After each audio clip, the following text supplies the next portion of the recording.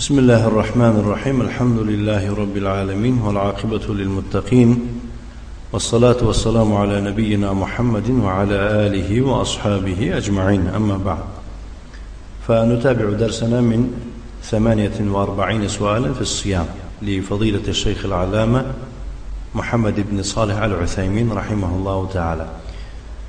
اینک ما درس‌های خود را دوام می‌دهیم از کتابی 48 سوال عاید روزه از آن شیخ علامه محمد بن صالح العثیمین الله سبحانه و تعالی این کس را رحمت کند. درسی ما آغاز می‌یابد تحت سؤال 37 ما حکم جمع صلاة التراویح كلها او بعضها مع الوتر في سلام واحد. یعنی چه حکم است جمع کردن نماز تراویح همشه، یعنی همه نماز تراویح یکتا کرده با یک سلام دادن، یا که بعضیش با همراهی ویتر یکتا سلام دادن. از در پایان انشاءالله این سوال روشن میشه. در جواب شیخ میفرماید که هذا عمل مفسد للصلاة، این یک کاری هست که نماز ویران میکند. لأن النبي صلى الله عليه وآله وسلم قال صلاة الليل مثنى مثنى، نماز شب دوتا است.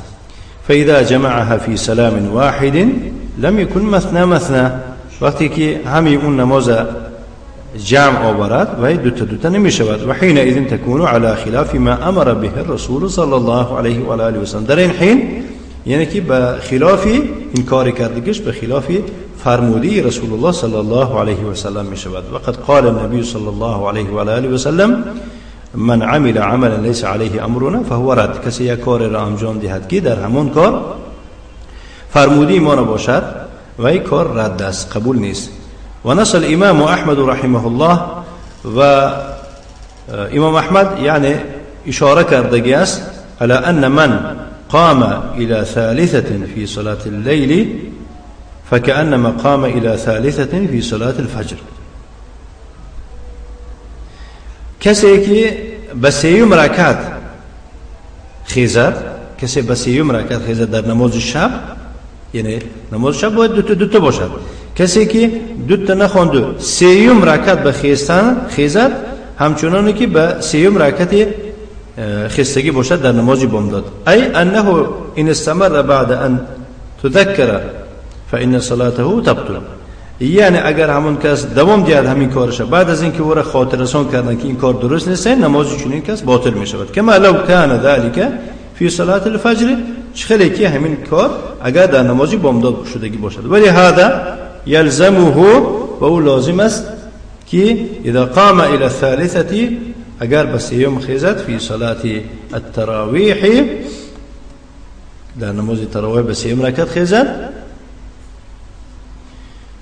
ناسیان با فراموشی، ثم ذکر بعد از آن با یادش رسد ان یرجع و یتشهد، باید که برگردد و تشهد خواند. و یسجد للسهو، برای سهو سجده میکند بعد از سلام، یعنی سلام میدهد و برای این خطاگیش چیکار میکنه؟ سجده میکند. فإن لم يفعل بطل صلاته، اگر این کار نکند نمازش باطل می شود. و ها هنا مسئله وهي ان بعض الناس فهم من حديث عائشه رضی الله عنها حيث سئلت، یعنی یک مسئله است که بعضی مردم از حدیث عایشه رضی الله عنها چنین فهمیدند که وقتی که به پرسیدن که چه خیلی به نماز پیغمبر صلی الله علیه و آله و سلم در رمضان، فقال و در جواب گفت که ما كان يزيد في رمضان ولا غيره على 11 رکعه، یعنی پیغمبر صلی الله علیه و سلم در رمضان و در غیر رمضان 11 رکعت زیاد نمیخوان، علاوه نمیکنه. یصلی 4 رکعت میخوان، فلا تسأل عن حسنهن و طولهن، از این حسن این 4 رکعت و از طول گزاریدن این 4 رکعت نپرس. ثم یصلی 4 باز، یعنی 4 رکعت دیگر میخوان، فلا تسأل عن حسنهن و طولهن، از زیبایی و طول این 4 رکعت نپرس. ثم یصلی 3 بعد از آن 3 رکعت میخوان.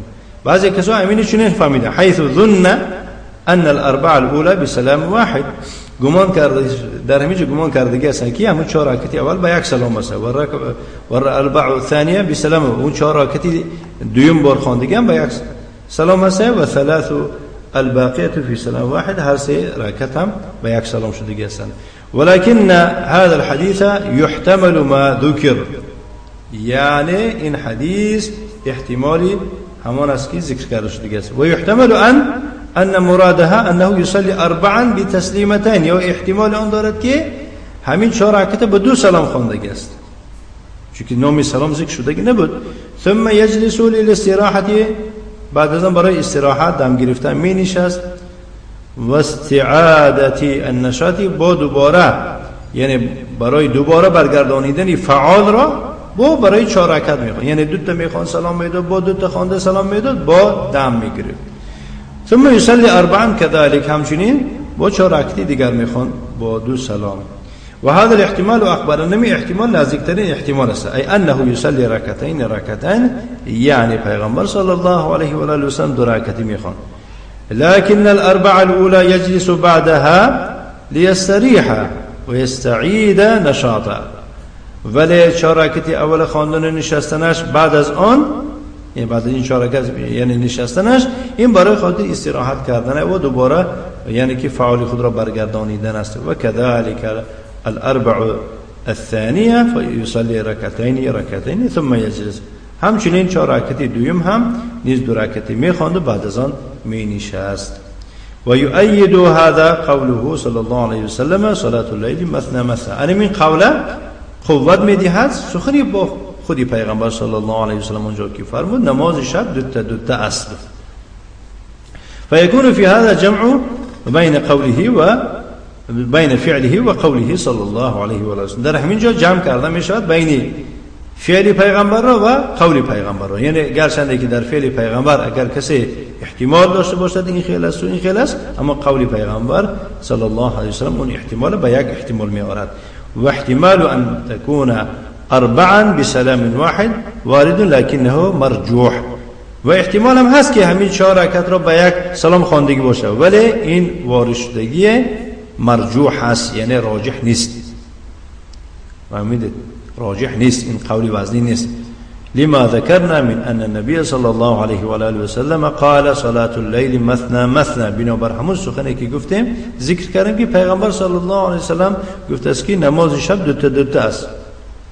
و اما الوتر فاذا اوتر بثلاث فلها صفتان، اما وتر باشد اگر از 3 رکعت عبارت باشد 2 طرز نمازخوانی دارد وتری 3 رکعت. الصفه الاولى ان يسلم بركعتين ثم ياتي بثالثه، یکم صفتی 3 رکعت وتر چنین است که 2 تا خوانده سلام میدهد بعد از آن سیمش میخواند. و صفت ثانی صفتی دوم باشد ان يسرد الثلاثه جميعا بتشهد واحد و سلام واحد، یعنی هر 3 رکعت را دوام میدهد فقط با 1 تشهد و با 1 سلام، یعنی 1 تشهد آخر میخواند و سلام میدهد. این بود. بارک الله فیکم درس امروزی ما. نكتفي. وصلى اللهم وسلم على نبينا محمد وعلى آله وأصحابه وسلم تسليما مزيدا، والحمد لله رب العالمين.